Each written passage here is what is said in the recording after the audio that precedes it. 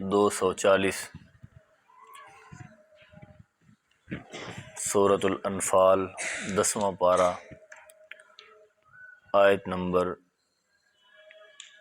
70۔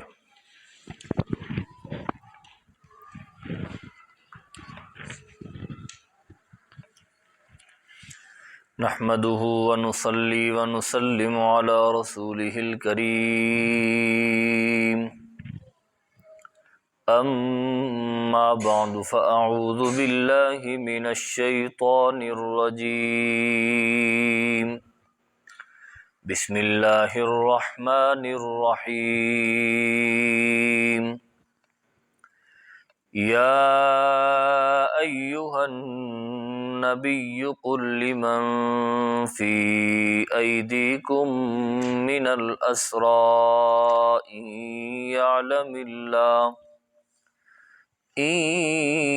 يعلم الله في قلوبكم خيرا يؤتكم خيرا مما أخذ منكم ويغفر لكم والله غفور رحيم، وإن يريدوا خيانتك فقد خانوا الله من قبل فأمكن منهم والله عليم حكيم۔ اللهم صل على محمد وعلى آل محمد كما صليت على إبراهيم وعلى آل إبراهيم إنك حميد مجيد، اللهم بارك على محمد وعلى آل محمد كما باركت على إبراهيم وعلى آل إبراهيم إنك حميد مجيد۔ ترجمہ: یا ایہا النبی، اے نبی صلی اللہ علیہ وسلم، قل لمن فی ایدیکم من الاسریٰ، آپ ان قیدیوں سے کہہ دیجئے جو آپ کے ہاتھ میں ہیں، ان یعلم اللہ فی قلوبکم خیرا، اگر جان لے گا اللہ تمہارے دلوں میں بھلائی، یؤتکم خیرا مما اخذ منکم، تو دے گا تمہیں جو تم سے لیا گیا اس سے بہتر، ویغفر لکم، اور تمہیں معاف کر دے گا، واللہ غفور الرحیم، اور اللہ بخشنے والے رحم کرنے والے ہیں۔ وَإِن يُرِيدُوا خِيَانَتَكَ، اور اگر وہ چاہتے ہیں آپ سے خیانت کرنا، فَقَدْ خَانُوا اللَّهَ مِن قَبْلُ، تو اس سے پہلے بھی وہ اللہ سے خیانت کر چکے ہیں، فَأَمْكَنَ مِنْهُمْ، پھر اللہ نے ان کو پکڑوایا، واللہ علیم حکیم، اور اللہ جاننے والے حکمت والے ہیں۔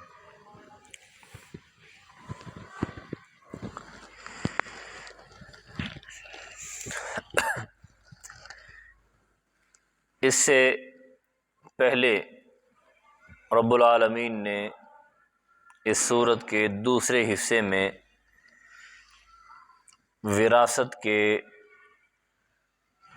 اصول بیان فرمائے، مال غنیمت کے اصول بیان فرمائے، مال غنیمت کی تقسیم کے حوالے سے، اور دوسرے نمبر پہ جہاد کے قوانین بیان فرمائے،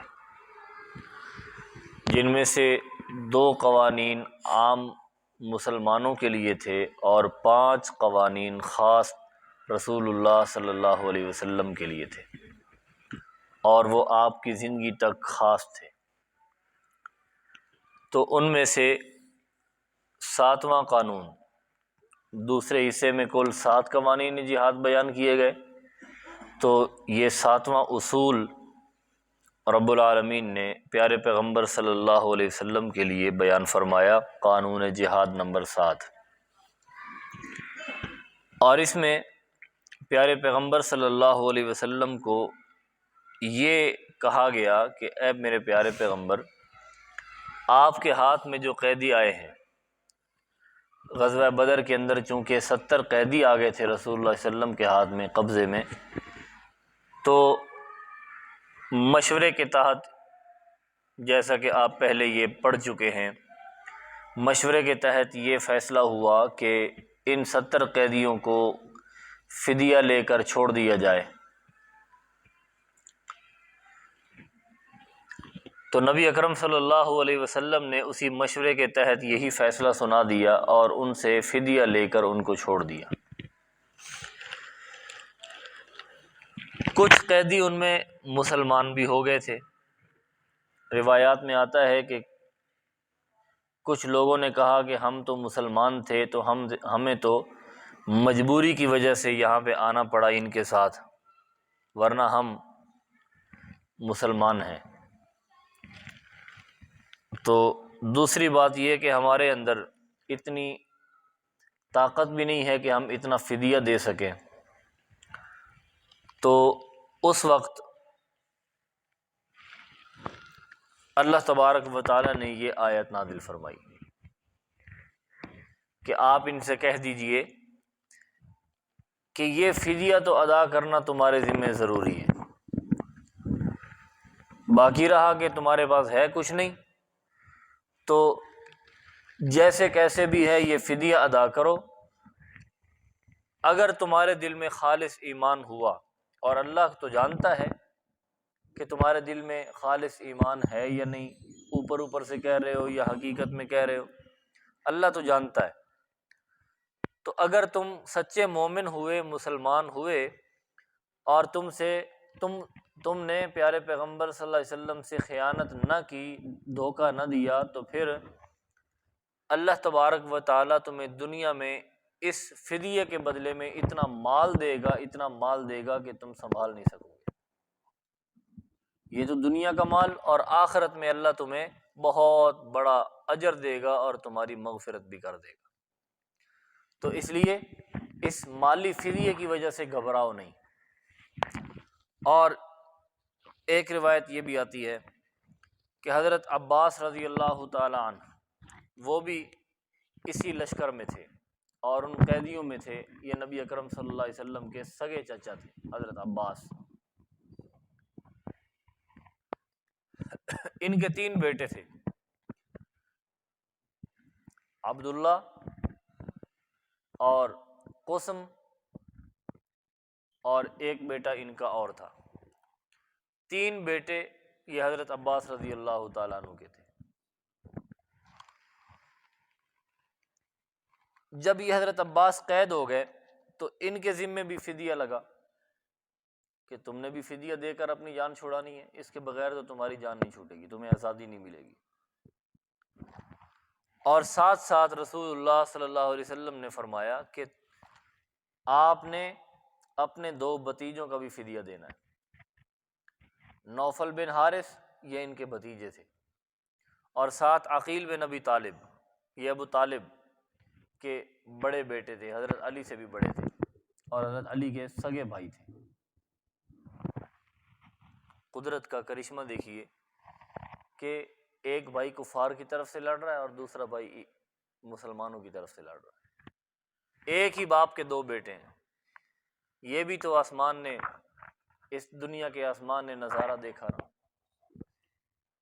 اللہ اکبر، ایک ہی ماں باپ کے 2 بیٹے ہیں، وہ اپنے آمنے سامنے ایک دوسرے کے مخالف سمت میں لڑ رہے ہیں، اور آج ہم، اللہ تبارک و تعالی ہمیں دین کی قدر نصیب فرمائے۔ آج ہمارے دلوں میں دین کی قدر نہیں رہی۔ ہمیں ماں کی گود میں دین اسلام مل گیا نا، اس وجہ سے ہمیں اس کی کوئی قدر نہیں ہے۔ ان صحابہ کرام رضوان اللہ علیہم اجمعین کی سیرت اور کردار اور کریکٹر جب ہم دیکھتے ہیں، ان کی قربانیاں ہم دیکھتے ہیں، تو ہمیں اپنے ایمان پہ شرم محسوس ہوتی ہے، اپنے اعمال پہ شرمندگی ہوتی ہے۔ اللہ تبارک و تعالی ہمیں ان کے نقش قدم پہ چلنے کی توفیق نصیب فرمائے۔ اور کچھ لوگ تو ایسے ہیں کہ بجائے شرمندہ ہونے کے، الٹا انہی لوگوں کی غلطیاں نکالنے کی کوشش کر رہے ہیں اور انہی کو بدنام کرنے کی کوشش کر رہے ہیں، انہی کو برا بھلا کہنے کی کوشش کر رہے ہیں۔ اللہ ان کو بھی ہدایت نصیب فرمائے۔ اب یہ صحابہ کرام کی عظمت کا پہلو ہے، اگر اس پر بات چل پڑے گی تو پھر بہت لمبی ہو جائے گی۔ تو بہرحال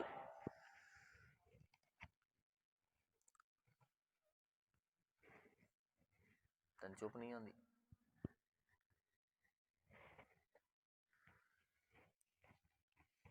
ساری توجہ میری بٹ جاتی ہے جب تم اس طرح کی حرکتیں کرتے ہو بیٹھ کے درس میں۔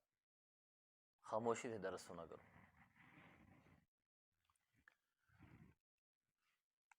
ہاں جی، تو رب العالمین نے فرمایا اگر تمہارے دلوں میں خالص اسلام ہوا، سچے دل سے، صدق دل سے تم مومن ہوئے اور پیارے پیغمبر صلی اللہ علیہ وسلم کو دھوکہ دینے کی نیت سے تم اسلام ظاہر نہیں کر رہے بلکہ صدق دل سے اسلام کو ظاہر کر رہے ہو، تو پھر اللہ تبارک و تعالیٰ تمہیں اس سے زیادہ تمہیں مال دے دے گا۔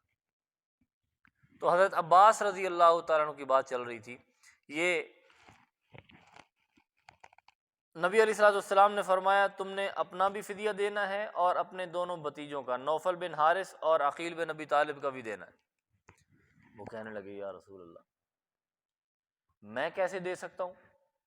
اگر اتنا سونا میرے ذمے لگاؤ گے، 20 اوقیہ، بہت بڑی یہ ایک مقدار بنتی ہے سونے کی، اتنا سونا اگر میرے ذمے لگاؤ گے تو میں تو فقیر ہو جاؤں گا، میں تو محتاج ہو جاؤں گا، اور مجھے تو مکہ والوں سے بھیک مانگنی پڑے گی، میں تو مجبور ہو جاؤں گا۔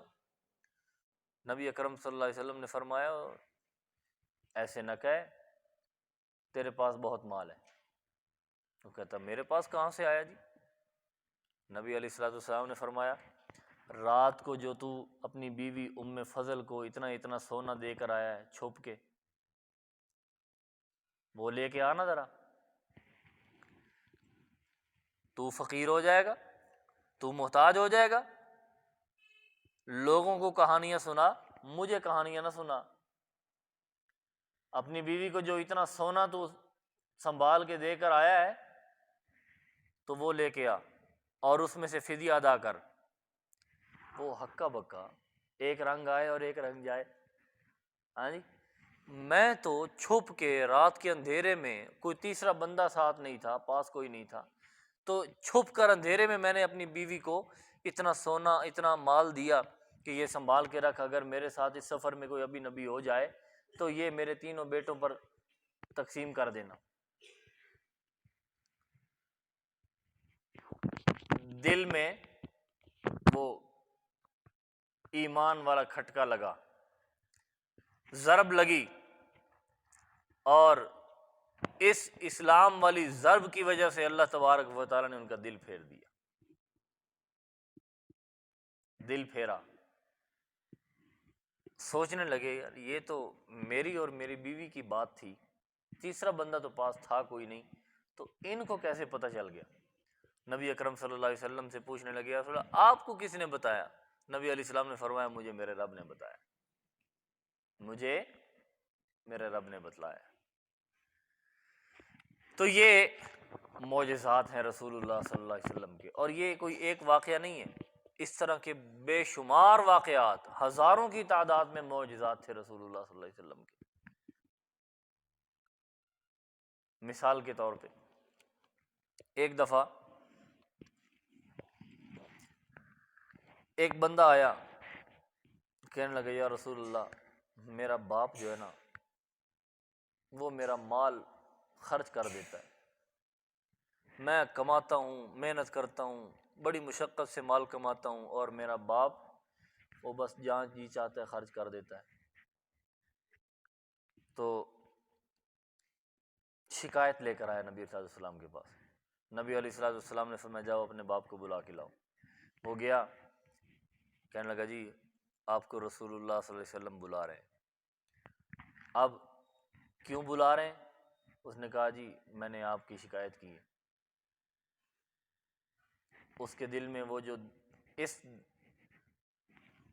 دکھ کی وجہ سے، اس دلی تکلیف کی وجہ سے جو اس کے اس دل کو صدمہ پہنچا نا، پریشانی پہنچی کہ میرے بیٹے نے میری شکایت رسول اللہ کو لگا دی، تو جو صدمہ پہنچا نا ان کو، تو ان کے دل میں کچھ اشعار آئے، کچھ غم بھرے وہ الفاظ ان کے دماغ میں گھومنے لگے، خیالات آئے اس کو، وہ بچپن کی بچوں کی ساری جو تربیت کے معاملات ہوتے ہیں، مراحل ہوتے ہیں، وہ سارے اس کے دماغ میں گھومنے لگے۔ آج تو میری شکایت لگا رہا جا کے، تجھے کوئی یاد نہیں ہے کہ میں نے تیری بچپن میں تیری تربیت کیسے کی ہے، تیری پرورش کیسے کی ہے؟ یہ جب اس کو دکھ ہوا نا، تو اس کے دل کے اندر ہی اندر کچھ غم آئے، الفاظ آئے، سوچ بچار میں لگ گیا۔ اسی دکھ کے اندر رسول اللہ صلی اللہ علیہ وسلم کے پاس پہنچ گیا۔ نبی اکرم صلی اللہ علیہ وسلم نے پوچھا، ہاں بھائی،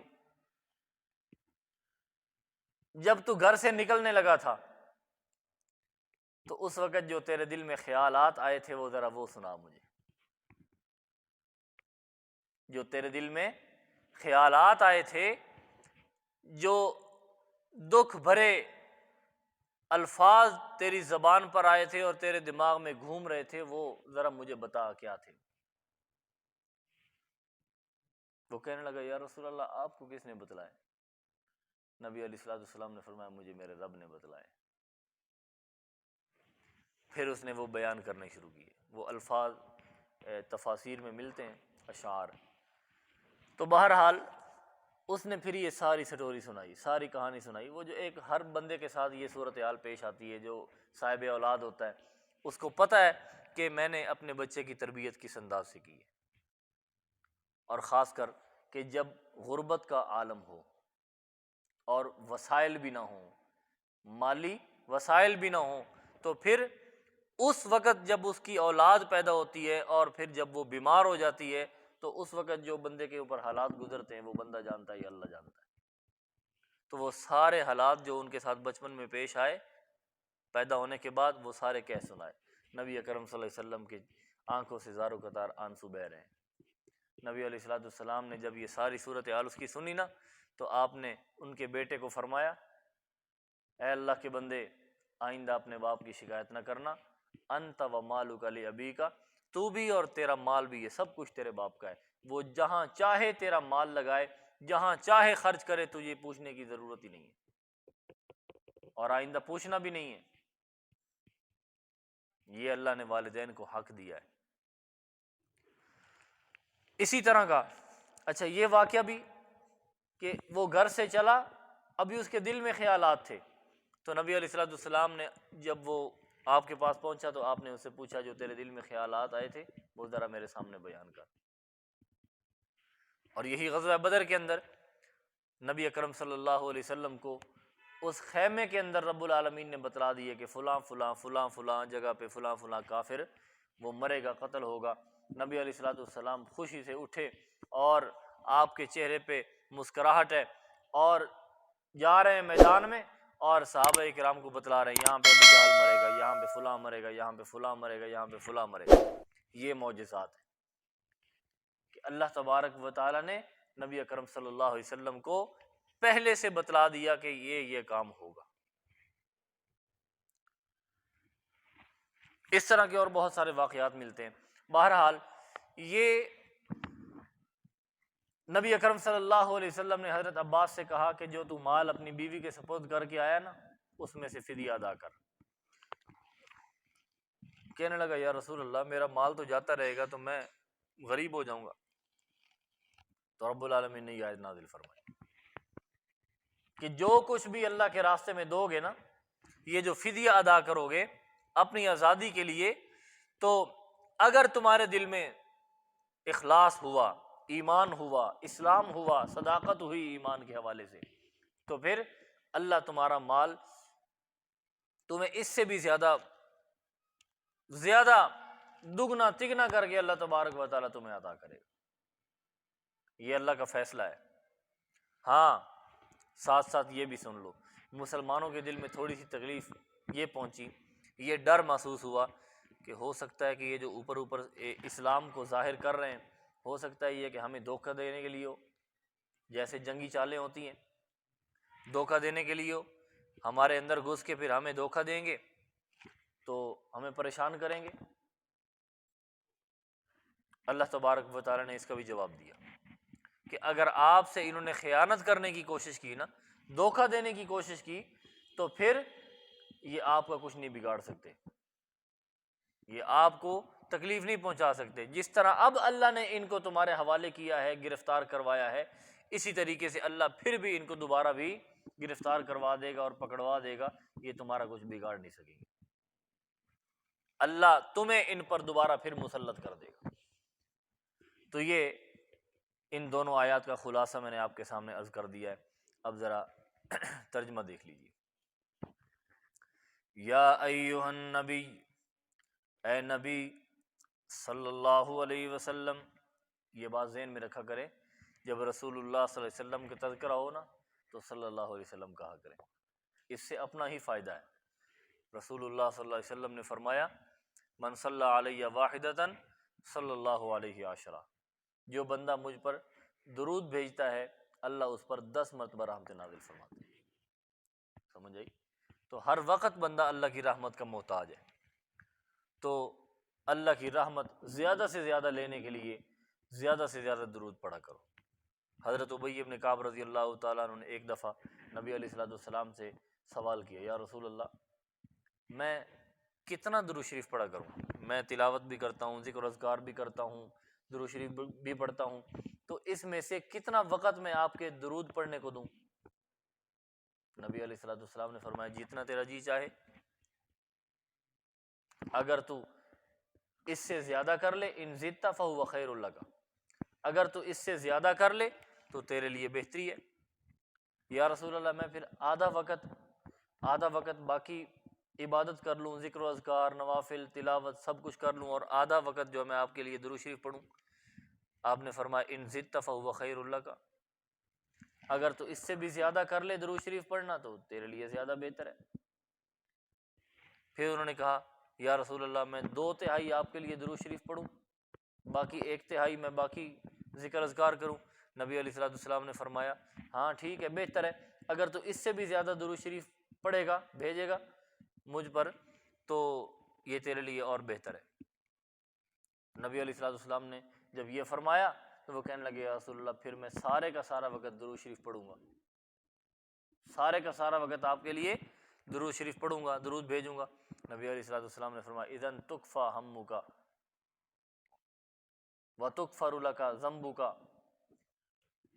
اگر تو اس طرح کر لے تو پھر اللہ تیری ساری پریشانیاں بھی دور کر دے گا اور تیرے سارے گناہ بھی معاف کر دے گا۔ ہاں جی، یہ اللہ تبارک و تعالیٰ کی طرف سے انعام ہے۔ درود شریف پڑھنے کی وجہ سے بندے کی ساری ضروریات بھی اللہ کی طرف سے پوری ہو جاتی ہیں اور سارے کے سارے گناہ بھی اللہ کی طرف سے معاف ہو جاتے ہیں۔ اللہ اکبر۔ درود شریف کے بڑے فضائل ہیں، بڑی برکات ہیں۔ اللہ تبارک و تعالی ہمیں زیادہ سے زیادہ درود شریف پڑھنے کی توفیق نصیب فرمائے۔ تو بہرحال اس میں بخل سے کام نہ لیا کریں، کنجوسی نہ کیا کریں۔ ایک روایت میں آتا ہے نبی اکرم صلی اللہ علیہ وسلم نے فرمایا البخیل الذی ذکرت عندہ فلم یصلی علی، وہ بندہ بہت بخیل ہے، کنجوس ہے کہ جس کے سامنے میرا تذکرہ ہو اور وہ مجھ پر درود نہ بھیجے۔ بہت بڑا بخیل ہے، بہت بڑا کنجوس ہے، جس کو نبی علیہ السلام نے کنجوس کہا، جس کو اللہ بھی کنجوس سمجھتا ہے، کیونکہ نبی علیہ السلام تو اللہ کی مرضی کے بغیر بولتے نہیں، تو ظاہر بات ہے کہ اللہ بھی اس کو بخیل سمجھتا ہے، اس لیے نبی علیہ السلام نے اس کو بخیل کہا ہے۔ تو اس کے درود شریف کی فضیلت میں اور بھی بہت ساری روایات ہیں، اور درود شریف نہ پڑھنے کے حوالے سے وعیدات بھی بہت زیادہ ہیں۔ ایک تو یہ کنجوسی والی، اور ایک وہ روایت جو آپ علماء کرام سے سنتے بھی رہتے ہیں، نبی علیہ السلام ممبر پر چڑھے تو آپ نے فرمایا آمین، دوسری سیڑھی پر قدم رکھا فرمایا آمین، تیسری سیڑھی پر قدم رکھا تو فرمایا آمین۔ ہاں جی، تینوں سیڑھیوں پر قدم رکھا تو آپ نے فرمایا آمین۔ صحابہ کرام نے پوچھا یا رسول اللہ آج آپ نے بڑا خلاف معمول کام کیا، پہلے آپ نے کبھی ایسے نہیں کیا ممبر پر چڑھتے ہوئے۔ آپ نے فرمایا جب میں سیڑھی پر چڑھنے لگا نا، ممبر پر چڑھنے لگا، تو جبریل امین آئے اور انہوں نے بد دعا کی، تو میں نے ان کی بد دعا پہ آمین کہا۔ ایک بد دعا یہ تھی کہ برباد ہو جائے وہ انسان کہ جس کی زندگی میں والدین دونوں یا ان میں سے کوئی ایک بوڑھے ہو جائیں اور وہ اپنی والدین کی خدمت کر کے اپنی بخشش نہیں کروا سکا، وہ اولاد، وہ بیٹا، وہ برباد ہو جائے، وہ اولاد برباد ہو جائے جس نے بڑھاپے میں والدین کی خدمت نہیں کی۔ نبی علیہ السلام نے فرمایا آمین۔ دوسری دعا، وہ انسان بھی برباد ہو جائے کہ جس کی زندگی میں رمضان المبارک کا مہینہ آئے اور وہ اس کے حقوق ادا کر کے اللہ کی رحمتیں حاصل نہیں کر سکا اور اپنی بخشش نہیں کروا سکا۔ آپ نے فرمایا آمین۔ تیسری بد دعا جبریل امین نے یہ کی کہ وہ انسان بھی برباد ہو جائے کہ جس کے سامنے آپ کا ذکر ہو اور وہ آپ پر درود نہ بھیجے، آپ کا تذکرہ اس کے سامنے ہو اور وہ آپ پر درود نہ بھیجے، وہ انسان بھی برباد ہو جائے۔ نبی علیہ الصلوۃ والسلام نے فرمایا آمین۔ اب بظاہر تو یہ بڑے مختصر سے الفاظ ہیں، لیکن اگر اس کو حقیقت کی نگاہ سے دیکھا جائے، ذرا غور کیا جائے اس پہ، تو یہ بڑی خطرے والی بات ہے۔ اچھا، اگر اس کو تھوڑا سا گہرائی سے دیکھیں تو میں آپ سے ذرا غور کرنے کی درخواست کرتا ہوں۔ جبریل امین کس کی مرضی سے آیا؟ اللہ کی مرضی سے آیا۔ جبریل اور باقی فرشتے اللہ کی مرضی کے بغیر زمین پر آ نہیں سکتے، اللہ نے بھیجا، اور وہ اپنی مرضی سے بول نہیں سکتے، اللہ نے بلوایا۔ اللہ نے یہ 3 پیغام دے کر بھیجا، اور بھیجا کہاں پہ؟ مسجد نبوی میں، مسجد میں، اور مسجد بھی وہ جو اس دنیا میں دوسرے نمبر پر ہے۔ ہاں جی، جہاں پہ ایک نماز پڑھو تو کتنی نمازوں کا ثواب ہے؟ 1000 نماز کا۔ جو سب سے مستند روایت ہے اس میں 1000 کی الفاظ ہیں، 1000، تو 1000 نماز کا ثواب ملتا ہے۔ وہاں پہ جبریل امین آئے، اور ممبر رسول ہے، ممبر رسول ہے، بھیجنے والا اللہ، جس کو بھیجا گیا وہ جبریل امین گناہوں سے معصوم، جس کے پاس آئے وہ بھی گناہوں سے معصوم، امام الانبیاء، مسجد نبوی، ممبر رسول، اور پھر بد دعائیں اللہ کے حکم سے بد دعائیں دی جبریل امین نے، اور نبی علیہ السلام نے آمین کہا۔ اب ذرا اس انسان کی ہلاکت کے بارے میں کوئی شک رہ سکتا ہے؟ جو والدین کی خدمت نہیں کرتا وہ برباد ہے، والدین کی خدمت نہیں کرتا وہ، بولنا ذرا، وہ برباد ہے، اس کی بربادی میں کوئی شک نہیں ہے۔ اور دوسرے نمبر پہ جو رمضان کے روزے نہیں رکھتا، تراویح نہیں پڑھتا، رمضان کے حقوق ادا نہیں کرتا، رمضان کے حق نہیں دیتا، تو وہ انسان بھی برباد۔ رمضان آ رہا ہے نا جی، اب ان قریب 1 مہینہ رہ گیا، بلکہ 1 مہینے سے بھی کم رہ گئے دن،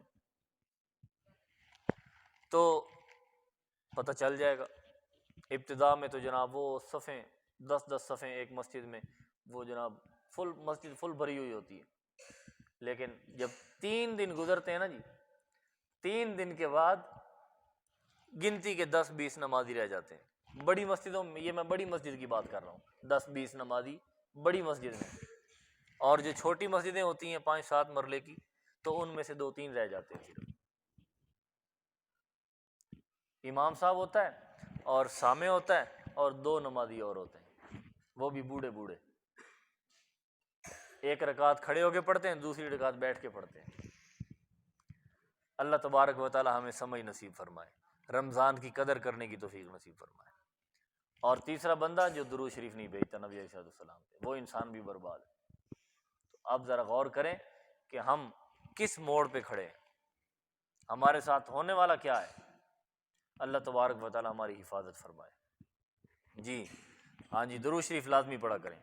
یا ایھا النبی، اے نبی صلی اللہ علیہ وسلم، قل لمن فی ایدیکم من الاسری، آپ ان قیدیوں سے کہہ دیجئے جو آپ کے قبضہ میں ہیں، ان یعلم اللہ فی قلوبکم خیرا، اگر اللہ جان لے گا تمہارے دلوں میں بھلائی، یعنی اگر تمہارے دلوں میں، خیرن سے مراد ایمان، تمہارے دلوں میں خیر ہوئی، اگر تمہارے دلوں میں اگر ایمان ہوا تو اللہ جان لے گا، یؤتکم خیرن، پھر اس کے بعد اللہ تمہیں بہت ساری بھلائیاں دے گا۔ خیرن یہاں خیر سے مراد مال ہے، اللہ تمہیں بہت سارا مال دے گا، مما اخذ منکم، جو تم سے لیا گیا اس سے کہیں زیادہ اللہ تمہیں عطا کرے گا، ویغفر لکم، اور تمہیں معاف بھی کر دے گا، واللہ غفور الرحیم، اور اللہ بخشنے والے رحم کرنے والے۔ وَإِن يُرِيدُوا خِيَانَتَكَ فَقَدْ خَانُوا اللَّهَ مِن قَبْلُ، اور اگر وہ آپ سے خیانت کا ارادہ کر رہے ہوں تو پھر انہوں نے اس سے پہلے بھی اللہ سے خیانت کی۔ اور یہ خیانت کون سی ہے؟ کہ وہ عالم ارواح میں اللہ سے کہہ کے آئے تھے، اے اللہ ہم تیری توحید پر چلیں گے، تیری وحدانیت کا یقین رکھیں گے، شرک نہیں کریں گے، لیکن جب دنیا میں آئے تو پھر جیسے ان کی تربیت ان کے ماں باپ نے کی، مجوسی بنایا، مشرک بنایا، یہودی بنایا، عیسائی بنایا، ہندو بنایا، سکھ بنایا، وہ بن گئے، انہوں نے اللہ کی توحید پر توجہ نہ کی، مومن نہیں بنے، تو یہ اللہ سے انہوں نے خیانت کی، وہ جو وعدہ کیا تھا اس سے خیانت کر بیٹھے۔ فَأَمْكَنَ مِنْهُمْ، تو اللہ تبارک و تعالی نے اس خیانت کی وجہ سے ان کو تمہارے قابو میں دے دیا، ان کو پکڑوا دیا۔ تو اب کیا کریں گے؟ اگر وہ خیانت کریں گے تو اللہ دوبارہ بھی پکڑوا سکتا ہے۔ واللہ علیم حکیم، اور اللہ جاننے والے ہیں، حکمتوں والے ہیں۔